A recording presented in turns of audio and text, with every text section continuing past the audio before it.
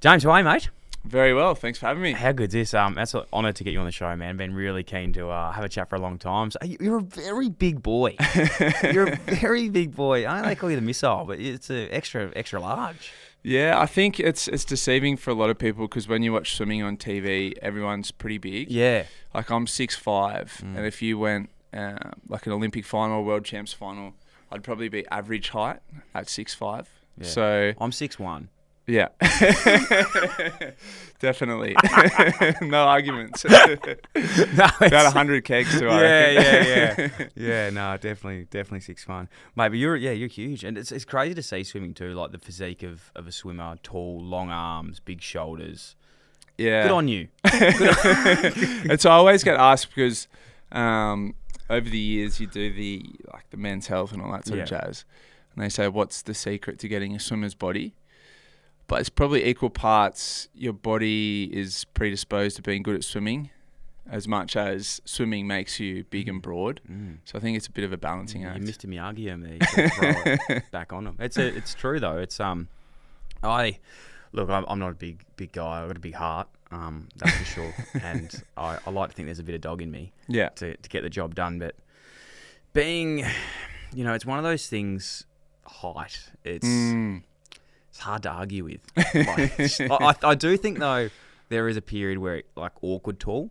Yeah, like for sure. 205 plus. I actually think it goes back the other way. Yeah, where it's like 200 centimeters. You're like, okay, that's handsome tall. Yeah. Then there's that's actually weird. Yeah, I agree. I often find if I'm in a shopping centre or walking down the aisle at Woolies or something, I'll see a guy coming towards me. I go, shit, he's tall. Yeah. And then I'll pass him. I'm a bit taller. I'm like, oh, what do I look like in a social setting? Nah, I think you're definitely handsome tall. I'm 197, and a lot of things in life are 2 meters. A lot of doorways, staircases. A lot of things are 2 meters. Even you think when you drive in a car park and it's got the thing hanging down that says 2 meters, so I can walk with confidence through any doorway. Yeah, that's a really good skill. I think you're right in that sort of niche of handsome tall. Last thing I will say about tall people is being in a footy background, sport background. Whenever you see someone that's tall from a distance, you're like, oh. I always just think I'm going to have a pretty high percentage chance of knowing this person or who they are. Right. Yeah. And then when you see them and you're like, who the fuck is this? I don't know who you are. You don't play sport. I'm like, what a waste. Why did you not go play NBA or something?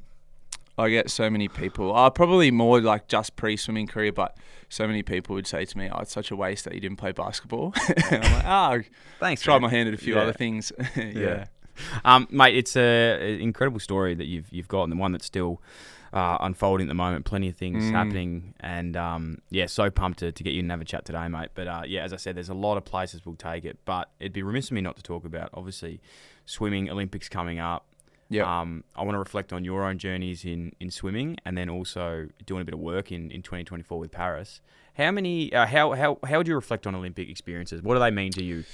Look, the whole Olympic experience for me started way back for Sydney 2000. So I was about 8 years old when that was on, and that was the first time. I think my first memory of the Olympics came down to Sydney. I think we sat in the nosebleeds and watched heats of the athletics one day.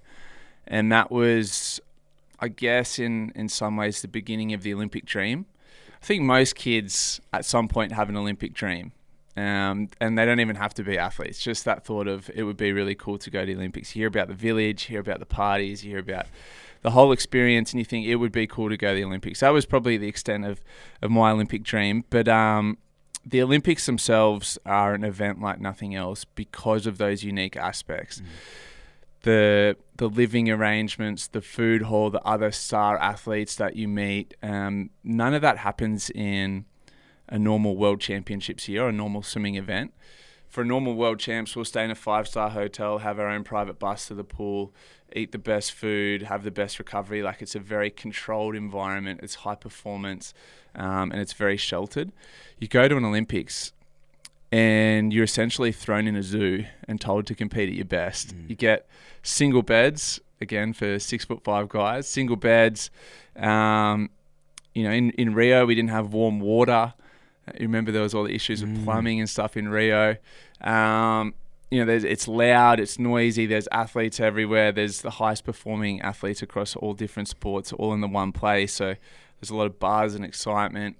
There's the all the village stories. There's the parties afterwards and all of that. And then on a side note, you got to compete in the biggest event of your life. So it's this really cool environment that I think one of the most important aspects of an Olympic Games is kind of blocking out all those distractions and focusing back on performance, because there's so much going on. It's so different to any environment you've ever been to before, that performance kind of takes a side note for a while, and it shouldn't, but particularly as a young athlete.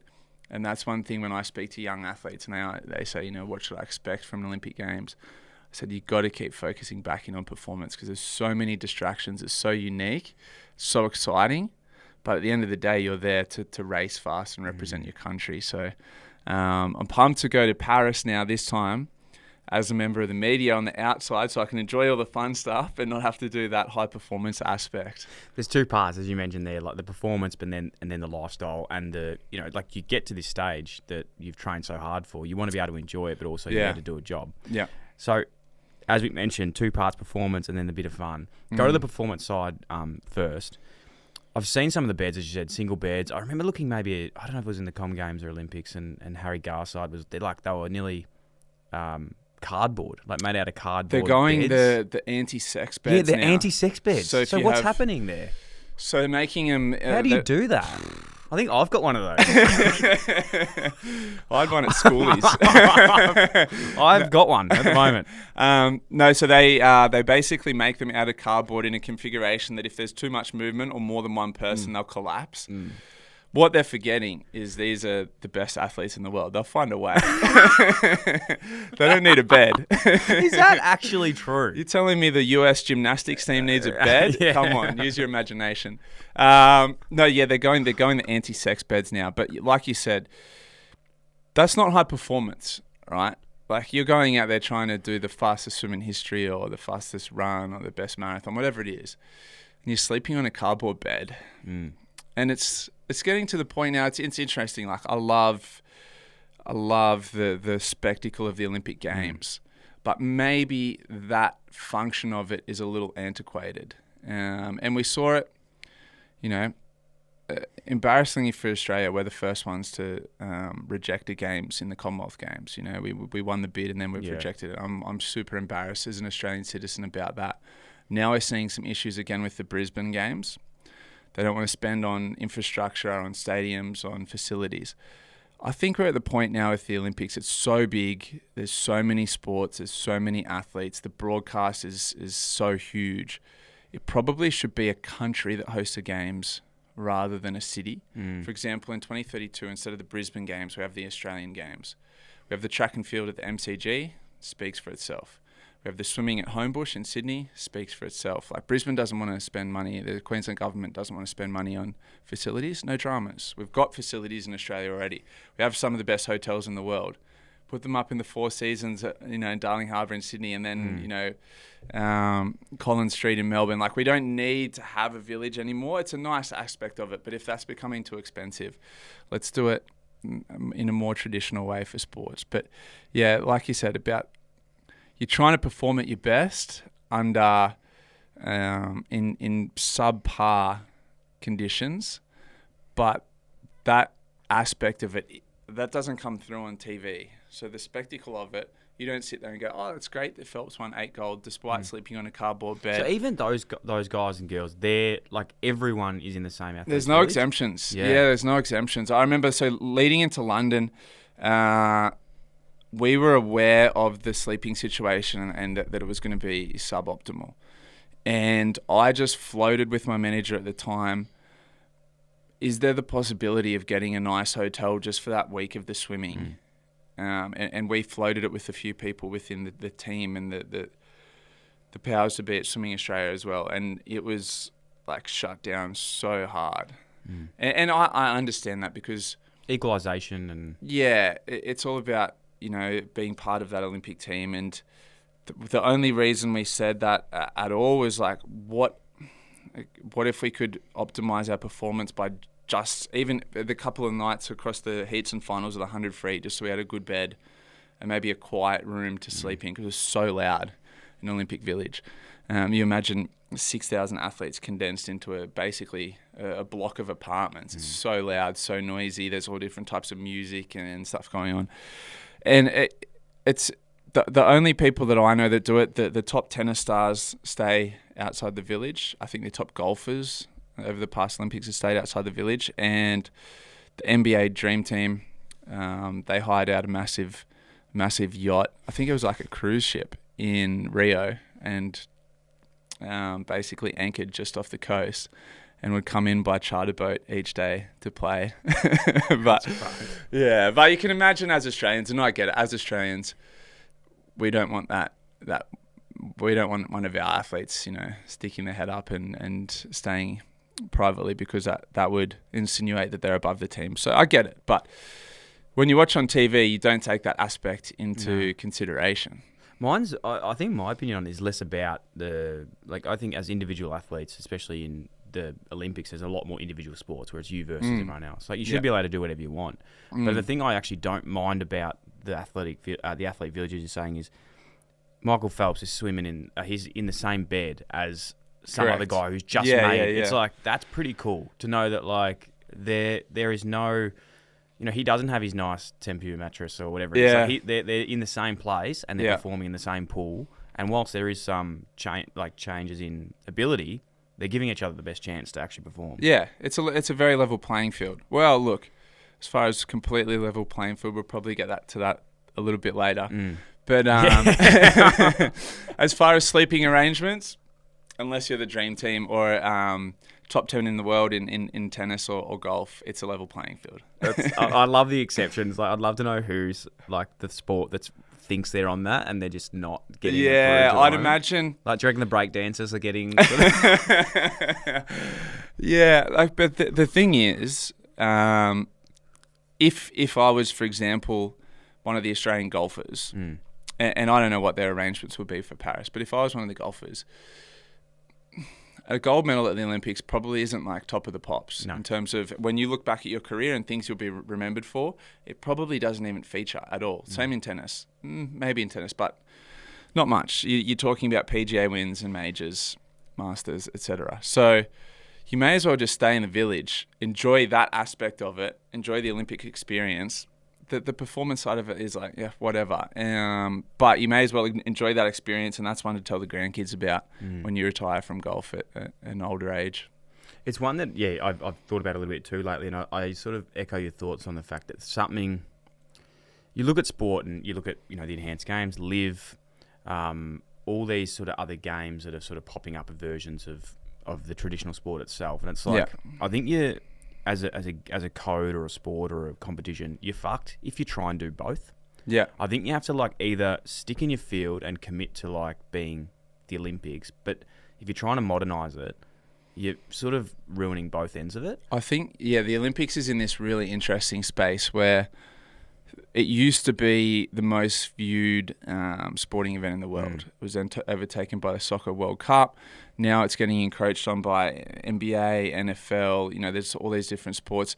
The major soccer leagues in the world are also strong now. There's so much competition for eyeballs that the Olympics has gone the route of let's keep bringing more. How do we get a new audience? How do we get more people? More. The Olympics has gone from 1 week to 2 weeks to 3 weeks. There's now this many sports. There's now this many athletes, which now means there's this many medals on offer.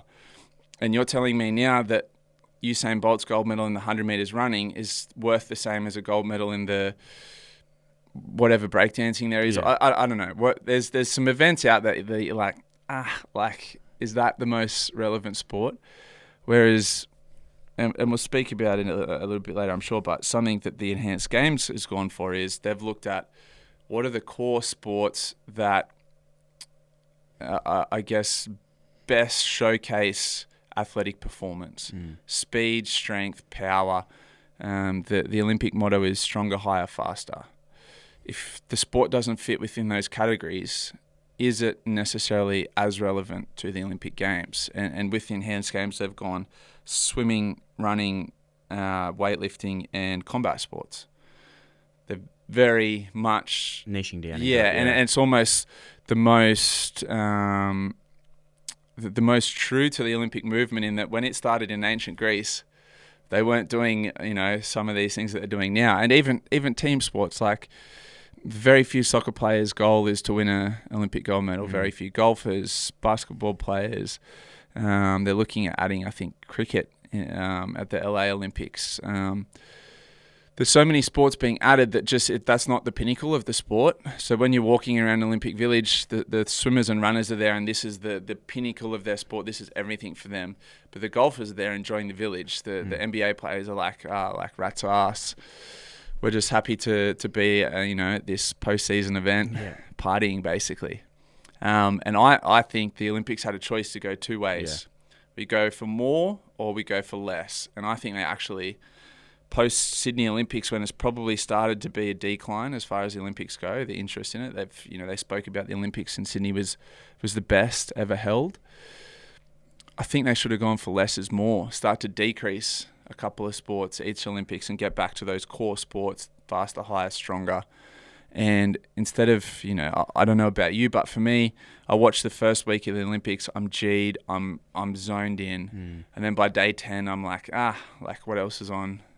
By day 15, I'm not even watching anymore. Yeah. We're into the finals of the archery, and I'm watching reruns of, something. I'm a big archery guy. Yeah. that's my jam. Yeah. No, look, I completely agree, and I don't want to come off as sort of offensive to anyone that's loves those sports, but I think in a day and age now where it's all about digital viewership, retaining people watching. You think about TikTok, Instagram, all this stuff that people want to see. Yeah. I honestly think that, what you were just explaining, and I didn't know that about the enhanced games of what they're going with, but you want to just go with the big 5 or 10 sort of sports that is the pinnacle of their sport. Yeah. Otherwise, correct. You're not, like the basketball, like LeBron James isn't going to the Olympics. Like, you're getting a great team. Yeah. It's not, Yeah. And it spreads across, look, there's so many sports. Like there's a road race for cycling. Well, the Tour de France is the pinnacle, right? Like there's so many examples of it where I think the Olympics should be the pinnacle of sport, and the pinnacle of your sport if you're going to the Olympics. And it's slowly become less relevant in a lot of sports over time, and they're going for more and more and more and more. Means bigger villages, more athletes, more people can call themselves Olympians. But as far as a product, and as far as an event that is feasible for countries to host, because as you add more things, it becomes harder and harder. You need more venues. Like suddenly now they're hosting the surfing in Chopu in Tahiti while the games are in Paris. So they need multiple facilities in different places. They're going to need some sort of village facilities there in Tahiti. So it becomes bigger and bigger and bigger, and so hard to. And you imagine if you're a broadcaster and you get the rights. I've now got 15 events per day that I need crews at, I need commentators for, I need journalists. It's becoming too big. It's crazy. I think it's funny, like we're really constructive stuff about it, and it's one of those things like I will watch the Olympics. Like it is fucking awesome to think that like every country in the world comes together to compete against things. It's pretty cool. Yeah. And as much as like pig-headed we are in Australia, we're so good at fucking bandwagoning anyone that wins anything. And like, I don't care what it is, but when that medal count comes up and like we're somewhere near it, you're so pumped. Yeah. The national pride really comes to the forefront. Potentially no more so than during COVID when the Tokyo Olympics were on, and we had a really good Olympics. I don't know about the team as a whole. Like again, I kind of lose interest after the first week or so. But the swim team was so good in Tokyo. That national pride came back up. Everyone's talking to me again about swimming. Like it's at the forefront of everyone's minds. Suddenly, names like Ariane Titmus and Emma McKeon become household. So that was really cool as a swimmer to see it have a rise to prominence again for the first time in a little while, I reckon. It's so cool. I completely agree with that in terms of someone can make or break, themselves at that games. And you say before about Titmus, like I know how respected she would have been in swimming, but then to go on the stage and perform and then get this, the flow on it can actually, I'm assuming you can actually make more sort of money off your profile post Olympics than in the events themselves. Would that be? I'd say as far as money is concerned, you make your money heading into an Olympics. You're right, with because sponsorships and stuff. Yeah. so for example, the Olympic Games as a whole will sign on X amount of major sponsors and their Olympic partners. So they'll have a car, a bank, a payment system, all that kind of stuff. And each of those big companies wants a face for the Olympic Games. And as soon as that Olympic Games is over, they don't do them in 4-year cycles. Yeah. They pretty much will do a 1-year campaign leading up to the Olympics.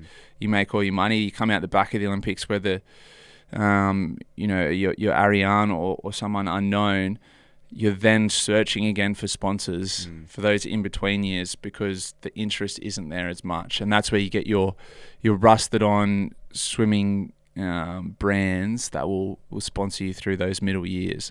But like for someone like Ariane or Kyle Chalmers or an Emma McKeon, they're making all their money right now heading into Paris, and then when Paris finishes, it'll be a lean period again for a couple of years. Yeah, the business of track and field and swimming, and it's crazy. I actually spoke to Peter Bowl about this recently too, a while ago, but it was just, it's one of those things that you'd be surprised, I suppose, how not at the top of their game, but the guys and girls that are probably just qualifying for the Olympics, like how hard it is to actually sustain a lifestyle. Well, I can be completely open with numbers because I'm retired and I don't have to answer to anyone. Please do. But so I made the Australian team when I was 18 and touched the wall, knew that I'd done enough to qualify. I'm thinking, sweet, I'm rich. I made the Australian team. My first Swimming Australia contract was $18,000 for the year. That was my salary.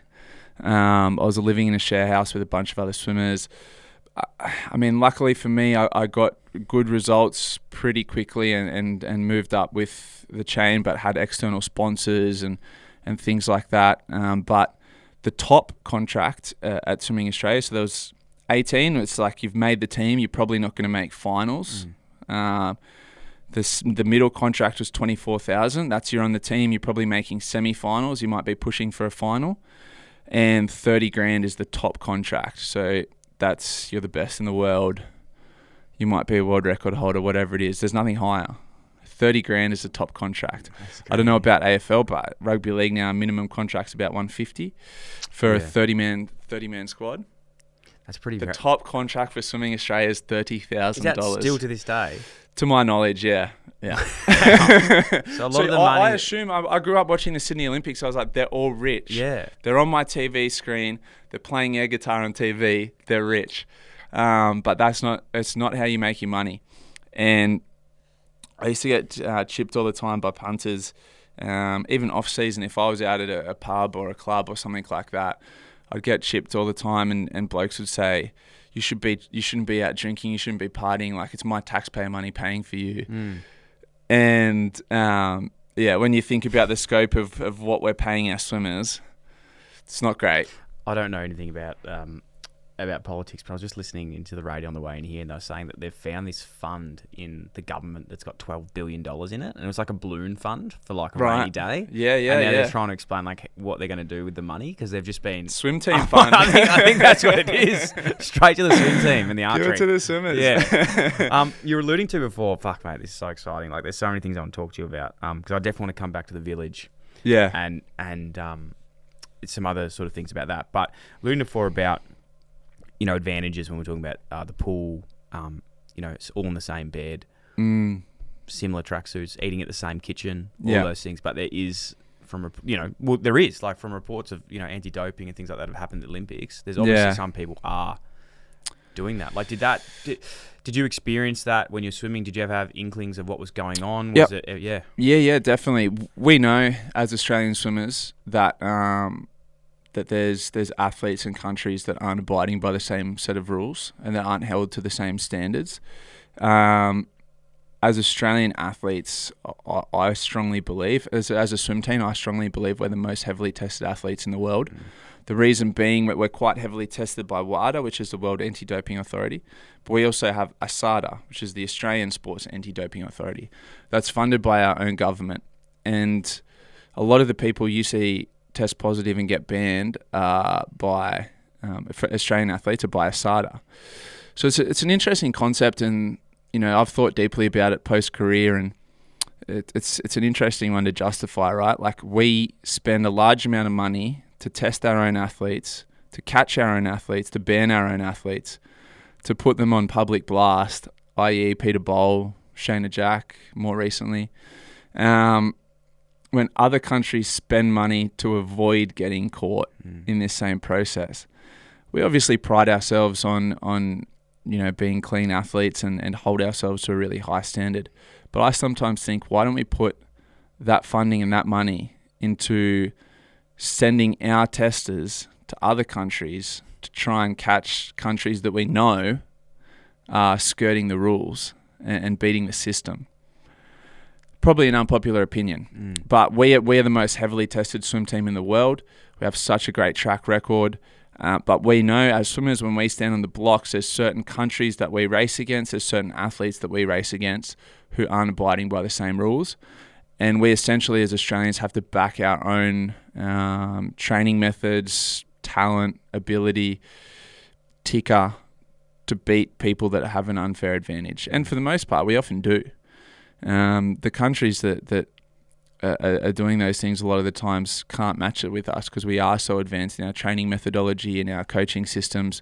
And it comes down to things like physique as well. Like you're not going to get 6'5" guys in some countries, so they can't compete in 100 freestyle regardless of what the supplement regime is. And we often see that particularly in those sprint events. But there are events that lend themselves more to being influenced by supplement regimes and as a bit of a buzzword at the moment, enhancements. What are the? It's. I think it's one of those things.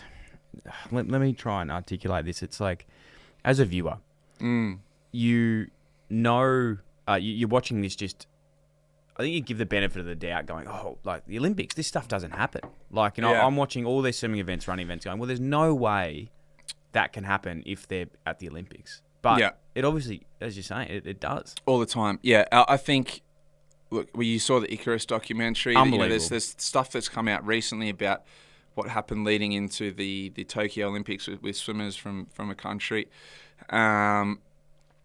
You try and give them the benefit of the doubt, but there's that thought process there of like, it's happened in the past, this athlete's come from nowhere and is breaking world records. And then I was really surprised. So when the Enhanced Games approached me, I had to get my head around that whole, thought process of, is this a level playing field? Is normal sport a level playing field? Like where do I sit? Where are my ethics on all of this? And there was a study done by the IOC, that's the International Olympic Committee. They surveyed a large cross-section of athletes at the Olympic Games. And one of the questions was, did you previously take performance-enhancing drugs, or are you taking performance-enhancing drugs right now? And unfortunately, 40% of athletes surveyed said yes. They either had taken or were taking performance-enhancing drugs. Now, that number is mind-boggling. And I mean, there's probably different numbers across different sports, but as a whole, it's 40%. So, for example, weightlifting might be 90%, swimming might be 10%. Yep. I'm not sure. I can only speak from my own experience within Australia, within Australian athletes. I'll be very confident that at this Olympic Games, 100% of Australian athletes will have never taken or currently taking a performance-enhancing drug. But 40% of athletes in that village are. And it's super unfair. With that quiz, it's obviously anonymous that they're doing. And that's people that are like, I almost feel like half of them would be lying. Like, as in like, that's that what 40% is telling the truth. Of course, but there'd be another bit that, why would you actually be honest anyway if you were? What's in it for you? Yeah, and amazingly, that was released by the International Olympic Committee. Like, it's insane. It's absolutely insane. Was there any situations, obviously not naming names or countries or anything like that, but there any situations where it's ever come across to you of like being offered anything to take in swimming? Like, no. Australia's so clean. Never. Which is interesting in itself, right? Even to the point, like, younger in my career, I mean, we're talking back, say 2010, so 14 years ago, was the early days of supplements, somewhat. And I remember I started taking a pre-workout before I raced, and it was called like NOS or had some extra jacked. Yeah. Anyway, I'm taking this pre-workout before I race. So I'm in the marshalling area before I race. I have this blue liquid that I drink. It's full of caffeine, gets me G'd, and then I race fast. It's essentially just caffeine. You may as well be taking no-dose pills. But still, gym junkies take it all the time. They love their pre-workout. And I remember I had a starter come to me on pool deck and say, we've had a report that you're taking something. We're going to need to see what you've got in your swim bag, and you're going to be coming with us and doing a test immediately. Okay, no worries. I had the tub of pre-workout in my thing, but that's how in Australia we were whistleblowing on each other. Like we were and I remember them talking to me about it. And then I sat down with the people at the New South Wales Institute of Sport, and they said, "Why are you taking pre-workout?" I said, I went to the fitness expo, and I was speaking to this guy at this stand. He's like, this pre-workout, blah blah blah. I went home, I researched it. A lot of athletes are starting to use pre-workout, and I was just a little bit ahead of the curve on this pre-workout stuff. But I wasn't even on the Australian team at that point, and we were so cautious and nervous about supplements. So that's where we are. That's where we sit as an Australian population, as a sporting nation. We're very conservative, and we're very by the law. And I like that. And as for that reason, I don't question any Australian athletes, but that's not the case around the world. It's fascinating. Can you just share with us, like, post swim or post event in Olympic Games, is everyone tested? Or no, it's randomized? It's random. Yeah, but I came into the Olympics as favourite in the 100 freestyle, and I got randomly selected to do what's called a blood passport. So every morning when I woke up, I'd have to go with the doctor to the medical centre. They'd take a couple of vials of blood before I could go about my day. So they were tracking that across the full 2-3 weeks of the Olympic Games to see if there was any changes in my blood work that whole time. And then I was getting tested after races on top of that. It's got to be anyone who, I know it's only small vials of blood as well, but that's not helping you perform at your best. It's not, even like, just getting up each morning and walking to the medical clinic is a pain in the ass.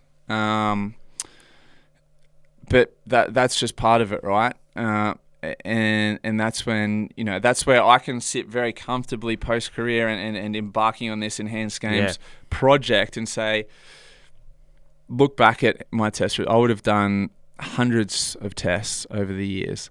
Look back at any of those results. There's no question marks over my career in that aspect. This is a new and different endeavor, but I've abided by those rules and guidelines very stringently. And as for who they test, look, they say it's random, but often it's medalists or it's world record breakers or people that have performed above and beyond their expectations. But the hard part is how do you track some of those up-and-coming athletes in the years leading up to an Olympic Games? There'll be people from countries at the Olympic Games that win gold medals that I've never heard of before in swimming. And I don't know what they've been doing the previous 3 years. Commentators will say it's a Cinderella story, but there's all these. There are Cinderella stories. But to win a gold medal at the Olympic Games in a sport like swimming or athletics that has so much depth, and there's so many athletes around the world, the Cinderella stories are few and far between. And when the Cinderella stories come from certain parts of the world, you ask questions. Interesting. Very good answer. Enhanced Games, how did this come about? When did you first hear about it? Who approached you? What were your first initial thoughts of the process? Yeah, so I work in the media here in Sydney on SEN, and I read a press release on the Enhanced Games probably 12 to 18 months ago. And like most people, I was intrigued by it, but it didn't seem like a realistic potential at the time. Like it seemed more theoretical. What would Enhanced Games look like? Would the athletes be faster? Would they break records? That kind of thing. Then a year later, at the start of this year, I heard about it again via press release. This time, the press release said that it had the backing of Peter Thiel, who's a billionaire philanthropist, and it had some heavy hitters behind it financially. And they were pushing towards, dates, locations, athletes. and they were trumpeting the fact that their athletes at the Enhanced Games would break the world records of unenhanced athletes. And the way it originally started, I was talking to one of my mates, and he said, "Do you think these athletes are going to break the records?" And I said, "Well, I don't know. It depends who the athletes are. I don't know who these athletes are." And he said, "Well, theoretically, could they get athletes, say, straight out of college or out of high school that maybe didn't quite make it to the Olympic Games, get them on an enhancement program, and then they come out at the Games and break the world records?" And I said, "No, absolutely not. You would already need an athlete who was either at the pinnacle, had been at the pinnacle, had all those years of skill acquisition and racing and mindset. You need an athlete that's already right there, like on the precipice of a world record, and this is the cream on top to get them to break that world record." There was a chat with, in a boys' chat and that sort of thing. And then one of my mates said, "Well, would you do it?" And I said, I haven't swum for a few years. It's not really of interest. And then the conversation, and again, this always comes up with your chats with your mates. I said, "Well, how much would you do it for?" I said, "Look, for $1 million, I'd do it." And they're like, yeah, fair enough. Anyway, that next day, I was in the car and I got a call from Hello Sport, the podcast. And the boys they said, "Can we put you live on the potty?" And I was like, "Yep, no dramas." And they said, "Have you heard about it?" Same chat, essentially. And then I said on the podcast, I said, "How about this? Here's an exclusive for you boys. For $1 million, I'll come on board the Enhanced Games and break the world record." And I used the saying "juice to the gills," which I regret. But that's like the same thing. If you and I were talking and I was talking about enhancements, I'd say "juice to the gills." Yeah. Does it mean I'm like pumping myself full of tren like a bodybuilder? No, but that's how it kind of sounds. So I wish I didn't say that. But, live by the sword, die by the sword. So I said that to them. I think that was like a Wednesday, and they released the potty on a Thursday. So talk to them Wednesday, they released the potty on Thursday. I wake up Friday morning and my phone is blowing up. And throughout my life, when my phone blows up like that, it can only mean one thing. It's not good. I was like, "What's happened? What's coming out? Like, what's going on?" And then I read this statement from the Enhanced Games, and they said, "Off the back of James Magnussen's comments, we'd like to offer him $1 million US, which was even better, to come on board with the Enhanced Games as our first athlete and break the world record," and which is pretty wild. And I had to do a really quick analysis of, is this worth it? Because I knew there would be backlash from some people and sections of the media. Is it worth it? Can I actually do it? I said I could do it. Can I actually do it? Do I want to get back in the pool and train full time again and compete again? What things will I have to sacrifice in my life to get back in the pool and to get back in that arena? How will this affect my family and my partner and our life plans over the next couple of years? Because when you attempt to break a world record, you essentially have to put everything else on hold for the time being. So I had to do a really quick analysis. I rang some family members, and basically decided that it was too good of an opportunity to pass up. And I spoke with the people at the Enhanced Games. I did my research on them, who they were, what the games themselves were, because it sounds a little cowboy the first time you hear it, but when you do some deeper research on the games, who's involved, the medical teams that they have, some of the guidelines for the games themselves, what you can take, what you can't take, did all of that within a couple of hours. And by that afternoon, I was going to work at SEN, and every news crew from around Australia was waiting at the door for me. And I did a quick doorstop and said, "Yeah, I'm on board. I'm doing it. Let's go." It's unbelievable. It's the story of my life, honestly. Like, weird stuff happens in my life. I get myself in predicaments. They go both ways at times, but the crazy thing for me was it almost, in some ways, it ended up bigger than moments of my actual career, because there was articles in, and still to this day, like my inbox is just still rolling through, like New York Times, Washington Post, BBC News, like every major news outlet from around the world was either writing stories about it or hitting me up to do interviews, good, bad, indifferent. And yeah, everyone in Australia was going nuts for it. And the problem for me was, because I'm working in the media, it seems that every journalist in Australia now has my personal mobile number. Well, I basically, even till now, I was really good at answering unknown numbers because I own a gym, and sometimes people are asking questions about the gym or whatever, but now I just can't, because I know it's mostly journalists. I almost need to get a new number. Well, I appreciate you answering my messages. That means a lot. What's been the general consensus? Like, if you had to sort of put it in a percentage of yay, nay, or indifferent of what you're doing, what's been the general reaction? I'd probably say right now, so say we're like 4 months in since I've said that. I'd say right now we're probably sitting at 70-30, positive to negative. Yeah.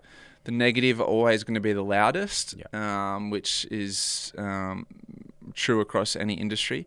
But I'd also say there's probably an age or generational divide. So I'd say if you put it at 40, I'd say sub 40, like 90% positive. Most young people are like, awesome, like what a great opportunity. And most young people have either heard about, read about, seen about hormone replacement, testosterone replacement, peptides, stem cells, because of what we watch, read, listen to across socials, like quick, easy, palatable content. Most people have seen it or heard about it. The most common comment that I get from guys is, "Can you get me some?" But then over 40, it's concerns about, what about your reputation? What about your health? What about the example that you're setting for kids or other athletes?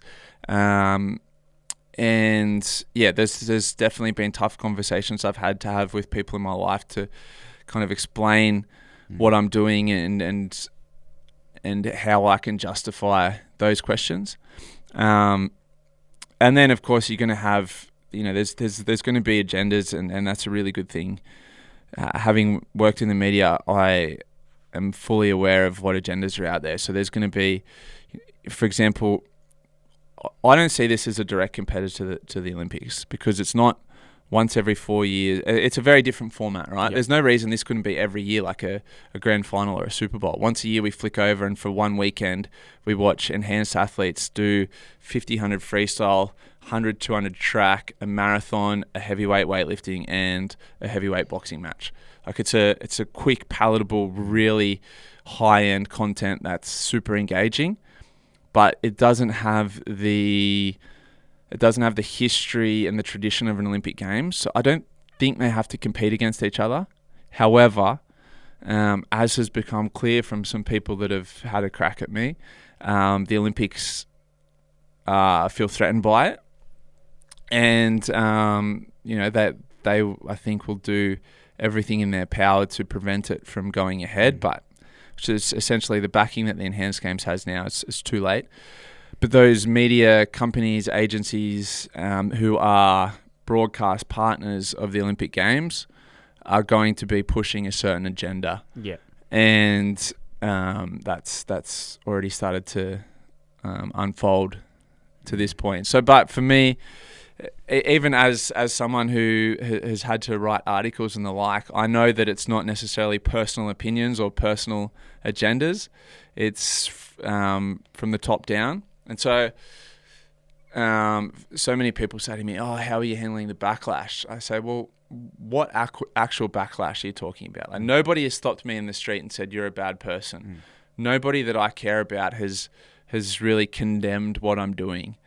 So as far as backlash, it's mostly just headlines or articles that if I ignore, my life continues on. Yeah, well, it's a great way to look at it. You're completely right about the the minority sort of being the loudest. In that sense as well, which is we've found the case with that on a lot of things. But in terms of there's so many sort of facets that you've probably had to think about going this. You mentioned before about impact on the one thing people often say is like the impact on the younger generation. I know it's a very cliche thing to say. Yeah. I didn't watch Ben Cousins smoking like drugs and think, fuck, I'm going to do that too. So I get that, but I also think, like awareness and things of what goes on is a reality in that sense. Yeah. Well, I think the way I've justified it, so a couple of things. Firstly, so there's been the announcement that Ridley Scott has signed on to produce a documentary for the games, so cool. which is really cool. I've watched so many of those documentaries like Drive to Survive, and so to be a part of that is a great honour. And sorry, has that started? Not yet. Yeah. But what I believe is the way this process will be documented, and it's.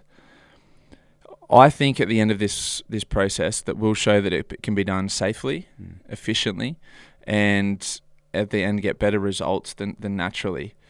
And not that it should replace sport or anything like that, but there's aspects of this like stem cell therapy and peptides and things that, I've got chronic injuries as an athlete, or every athlete who retires has aches and pains for the rest of their life. There's aspects of this that can basically heal those aches and pains, or, arthritic hips or shoulder recos and scar tissue and all that stuff. It's out there. It's not legal in sport, but maybe there's aspects of that we could bring into elite sport so that we weren't all busted when we retired. Yeah. Like it's the medical, in the end of the day, it's the medical industry. Like their prime goal in medicine isn't to make athletes faster or stronger. It's to make people healthier. So the big thing about the enhanced games, anything that's taken has to be prescribed by a doctor and FDA approved. Okay. So you're not getting trend from the local gym junkie out of their boot in the car park. It's so different to that. But when I think about, so I think that can be shown at the end of the day to maybe be far less speculative and dangerous than people think, because there's stigma attached to performance enhancing drugs, rightly so. But I think that can start to break down that stigma, and maybe it becomes less of an issue about being a role model. But the other thing is, in any elite sport, there's aspects that should be viewed as worthy of being role models for kids, and there's aspects that aren't. So if I've got my kid, and I don't have my theoretical kid, and I'm watching Formula One, it's up to me to say, hey, Lewis Hamilton is an exemplary athlete. He makes sacrifices in life. He trains hard. He's dedicated to his sport. However, you shouldn't go out on the road and drive at 300 kilometers an hour. Yeah. If I watch, Conor McGregor fight, I should say there's a lot of aspects of his life that probably aren't exemplary, but there's aspects of, he's a dedicated athlete, trains hard, all that. But little Jimmy, don't go and kick your mate in the face in the playground. And I think as parents, you need to articulate to your children what aspects of elite sport and elite performance you should model your own life on, and what is there as a spectacle, as entertainment, essentially. I don't also think that like any 8 to 10-year-olds are thinking about that. Like it's a decision you make later in life. Yeah. Something. So you've got your sort of... I think first and foremost, what the enhanced games is going to serve as is it's going to provide more longevity for athletes. So if I was going to the Paris Olympics and I was swimming, and let's say I'm as a swimmer 28 years old, which is the very back end of your career, and I'm still swimming well, but I'm maybe not at the peak of what I was. I've made the Olympic Games. Maybe I'm not winning it anymore. Maybe I'm a finalist or a medalist or whatever it is. I then look across and look at the enhanced games and go, this can get my body back to that of my early 20s or late teens. I can recover better. I can train harder. I can prolong my career and go again maybe another year or two and be paid as a professional athlete, which I'm not getting done at the Olympics. So I think that's the really cool aspect. and most athletes I speak to talk about when they retire, that post-career, maybe post-working in the media or post having a family, you get such a better perspective on life, on sport. You know, it's not the be-all and end-all. It is actually, at the end of the day, entertainment. You get this really cool perspective, and you just wish you could put that head on those 18-year-old shoulders and do it all again with that wisdom. It's not possible. But in the enhanced games, maybe I can put my 33-year-old head on my 18-year-old body again with the help of science and medicine. Yeah, it's incredibly interesting. I think for me, one part that will be so cool once the enhanced games has been completed is then the science of what comes from the results. Absolutely. Not that I'll be doing the tests myself, but I'm looking forward to sort of getting told about the reports. And where you were saying before about the Olympic Games and that committee being worried, it's going to be really interesting to see what results are happening and comparing a lot of the times to the times that are actually compared to Absolutely. at the Olympics. And I mean, the thing about this, right, is that it's being done openly, transparently, and most importantly, safely. If, for example... Just talk us through that, though. So have you got your own doctor that sort of, you got a resume, like a sort of routine that you're sort of going through at the moment? Like, So I'm now 10 weeks into training. Yeah. Full time, and I haven't taken anything. Yeah. And up to this point in my life, I've never taken anything. Yeah. Besides the the no-dos. The Still Knocks. Yeah. Oh, the Still Knocks. We'll get to Still that later. No, up until this point in my life, I've never taken anything, which is why I think I'm a really interesting case study. I don't know how I'll react to these things from a physical standpoint. Yeah. Like, if you're an elite athlete and you're a hyper responder to training and workload, which most elite athletes are, then you should be a hyper responder to performance enhancing drugs. Like, they should help you exponentially more than your average person who's, for example, taking something to get bigger at the gym. This is for athletic performance. Like, this is to, jump higher, swim faster, all that sort of stuff. I haven't taken anything up until now. I'm feeling now like I'm ready to, like my body is telling me that it's not 20 years old anymore. But I've been speaking to some companies both in Australia, actually, recently, and in America as well, about potentially working with them in the lead up to the games. What is out there, what's FDA approved, what they can prescribe as a doctor, what's safe, how often I need to be testing bloods, testing organ function, testing fertility, all these things. Like, it's all going to be under the microscope, which in comparison to an athlete or a country trying to beat a drug testing system, so potentially trying to cram this stuff into a 3-week period before they go away to compete, or getting it not from doctors or medical professionals, getting it from unknown sources or unknown manufacturers. This is all so transparent and so open that it can't be anything but safer than what's ever been done before.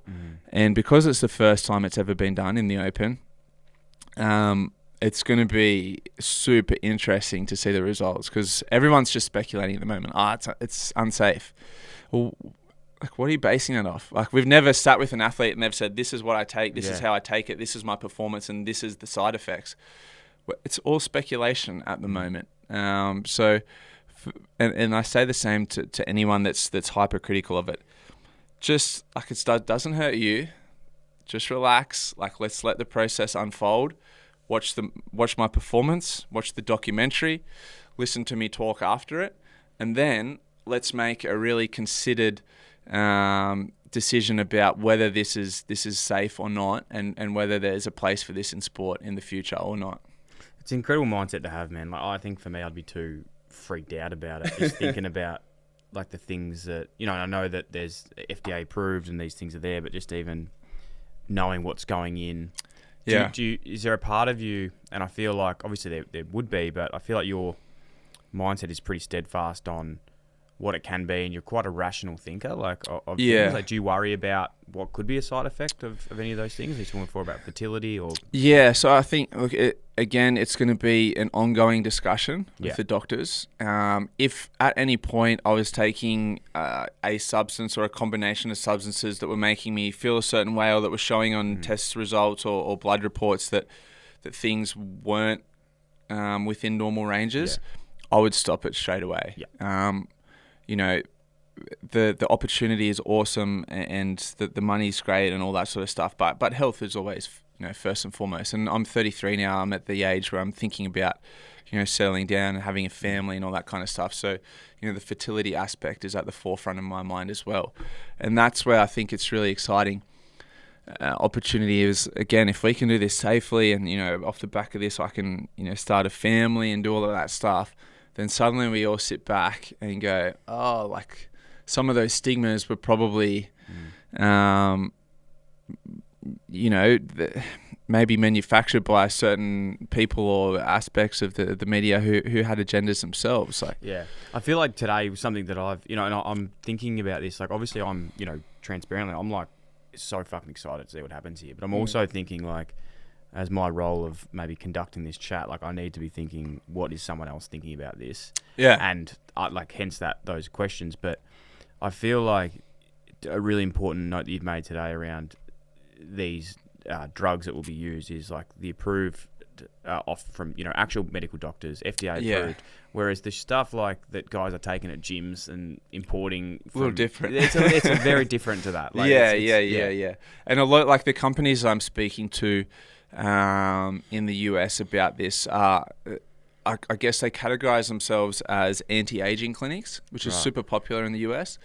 Is that like the what's that one at the moment everyone's taking? Ozempic? No. Okay. But if you listen to like Huberman or Rogan or some of those, no, less about weight loss, more about hormone replacement. Yeah. So as men, from sort of 25 onwards, our testosterone slowly decreases. With it, our muscle mass decreases, our libido decreases, our energy levels decrease. We lose our hair, we get grey, we get wrinkly. Like, basically, we start the process of dying. You've just described my last 3 or 4 years. Isn't of it life. scary as you get older? Yeah, it's so depressing. All those boxes. It's so depressing. But basically, you're at your physical peak in your mid to late 20s, and you start the process of winding down from them. And a big driver behind that is the gradual decrease of testosterone for men. And there's people and there's companies now that are looking at this and saying, well, why? Why do we have to accept that? If with an increase in testosterone, not to Hulk-like levels, but just to your mid-20s, that you can slow all those things, you can keep your libido where it is, keep those energy levels, keep your muscle and strength, basically decrease the speed of aging. Why as men do we just blindly accept that we're getting old, grey, have no sex drive and are tired all the time? Yeah. Well, it's a really interesting point. Like, before you mentioned like Huberman, I even think now we're getting to that time where people aren't just doing, there's not just one source of information anymore. Yeah. And like, even with digital media, you can listen to all these people, and rightly and wrongly, you got to do your own research and work out who you want to go to and listen to. But it's so true. Like, I listen to, snippets of all those things, and it's, Huberman, it's a dense sort of show, but there's so much you can learn from it. Like, I have started taking like certain supplements in terms of just like natural vitamins and even just like athletic greens. And like, I don't know if that's actually working. Or just the fact that I'm taking them, I feel better. You feel better. Yeah. And I'm like, it's good enough. I don't care. I still feel better. Like, at the end of the day, absolutely. I still feel better. Yeah. So there's no right or wrong answer. Yeah. It's like nearly the part that I was thinking about before for you. It's like, who knows if this is actually going to improve, but just the fact that you think it is. Yeah. And a big part of supplementation in high performance sport is, for the most part, if it works and has medical backing and research, it's probably banned. Like, if it actually can improve your performance, then it's considered an unlevel playing field in sport, and it's banned. So a lot of those things that they weren't speculative, sketchy drugs. Like these were, I mean, testosterone, for example, it's a naturally occurring hormone, right? And it's prescribed to people for those exact reasons. Or maybe they have, hormone imbalances and they can't, function properly. It's not a speculative, sketchy drug that people are like, oh, what does this do? But because it comes under that bracket of, or the biggest thing people have said to me is like, oh, you're just going to be on steroids. It's like, well, again, that's a very antiquated term. Like, what do you mean by steroids? What are we classing as steroids here? Like, this is a very broad blanket term. For example, stem cells is going to be my first point of contact, which is, malleable cells from potentially, if I do it in the States, from an umbilical cord, which is can connect and grow tissue of all different kinds. So, if I've got tears in my shoulders or my hips or my back, it can regenerate tendon, tissue, muscle. Like can that be anything but positive? Like I don't know. Stem cell treatment, I swear, is that illegal though, or maybe just in certain ranges? Because I swear guys have that all the time. Potentially, probably depends on the type, the amount, the time of career. Is it in season? Is it out of season? All factors. But things like that, I'm just like pumped for. That's fucking an umbilical cord that. The world's crazy, man. It's fucking cool. Yeah, it's very cool. But yeah, they're the things that I'm really excited about and looking forward to. And beyond anything that I need performance-wise, like I was already very close to the world record when I was swimming. So I just basically want to get my body back to its 20-year-old self with the new training methodology that's available now, 10, 15 years down the track, and my current mindset on my younger, with my younger self. What's the plan look like from here? So obviously 10 weeks in now. 10 weeks in. When is the actual? So they're looking sort of late next year. I mean, the Olympics is August this year, so as a general rule, maybe August, September, October next year, which is for me is plenty of time to prepare. Although I have been out of the water for 5 years, but over the past fortnight, I've started to swim fast, like started to hit my straps again, and I can feel when I'm swimming. I'm getting excited again. I'm like, oh, there it is. Like, that's what it feels like again. So I'm probably, say, a month or so off peaking out on the amount of training and effort I can put into this naturally. And from there, that's when we start to begin the enhancements.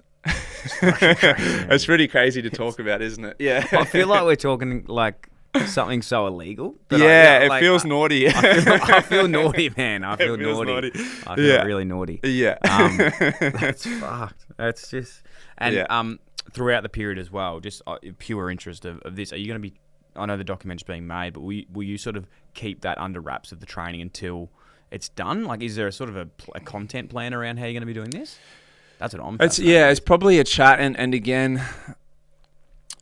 It's such unique content. It's the first of its kind. It's probably valuable content.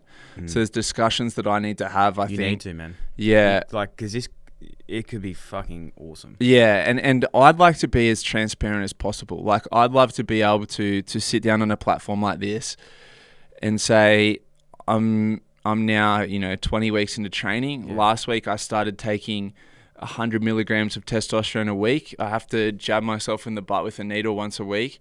This is how I feel like I'm training faster. I'm waking up with boners like a 16-year-old. Like, I don't know.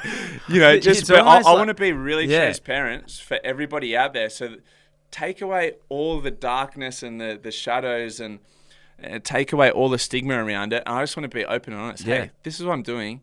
This is how I'm swimming. This is how it's affecting my life. This is my test results even. Like, I got my bloods done. Everything's sweet. Kidney function, liver function, like everything's golden, heart's pumping. And my performance is doing this. Like that, I think that openness and honesty would be really cool and unique. Because it's to my knowledge, it's never been done. Not publicly. Yeah. that, Matt, I would listen to that. Like, you Yeah. really should. I'm thinking in my own head here. I'd back this. But like, almost that show with Matt Damon where he's stuck on fucking Mars and he just does those video diaries every day. Yeah. Just like updating on what's happening, how you feel. Yeah. That goes into a bigger sort of piece of the documentary. And Yeah, and that's where I'm, sitting with some people internally trying to figure that out. Like, there's a lot to juggle for me because, I have businesses. I work in the media. I'm now training full time to add another aspect of content production and, editing, releasing, all that kind of stuff is probably another layer for me. But and that's the other thing in my life at the moment. I'm looking at my businesses and my different work and stuff like that, and trying to figure out how to prioritize different things, because it's a really cool endeavor and all of that. But at the end of the day, what it boils down to is I'm trying to be the fastest man in history. Yeah.